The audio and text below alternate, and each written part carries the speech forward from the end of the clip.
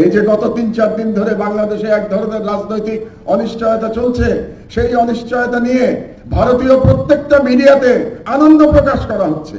তারা বলতে চাচ্ছে যে ইউনূস সরকারের পতন হবে, আর ইউনূস সরকারের পতন হলে সব থেকে বেশি আনন্দিত হবে ভারতীয় মিডিয়া এবং ভারত সরকার।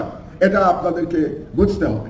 তার মানে বাংলাদেশে আবার ভারত তার হেজিমনি, তার আধিপত্য প্রতিষ্ঠা করবার চেষ্টা করছে, যাতে করে বাংলাদেশের 90% মুসলমানদের উপরে আবার ভারতীয় জুলুম আবার চলে আসে। যে জুলুম আপনারা আজকে দেখালেন, সেই জুলুম আবার নতুন করে করবার জন্য ভারত থেকে ষড়যন্ত্র করা হচ্ছে। আমি আপনাদের কাছে অনুরোধ জানাই, এই ষড়যন্ত্র সম্পর্কে সতর্ক থাকবেন।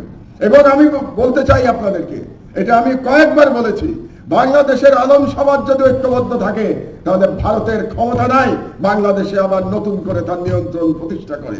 কাজেই আমি বাংলাদেশের আলেম সমাজকে একতাবদ্ধ থাকার জন্য, ঐক্যবদ্ধ থাকার জন্য আমি আহ্বান জানাচ্ছি। আপনারা ঈমান রক্ষা করতে তো চান নাকি? ঈমান রক্ষা করতে চান না? আপনারা স্বাধীনতা রক্ষা করতে চান না? বাংলাদেশের স্বাধীনতা রক্ষা করতে হলে বাংলাদেশের ইসলাম রক্ষা করতে হবে। বাংলাদেশের ইসলাম এবং স্বাধীনতা অঙ্গাঙ্গী ভাবে জড়িত, এটা আপনাদেরকে মনে রাখতে হবে। আমরা যদি মুসলমানের ঈমান ঠিক রাখতে পারি, বাংলাদেশের স্বাধীনতা কেউ ছিনিয়ে নিতে পারবে না।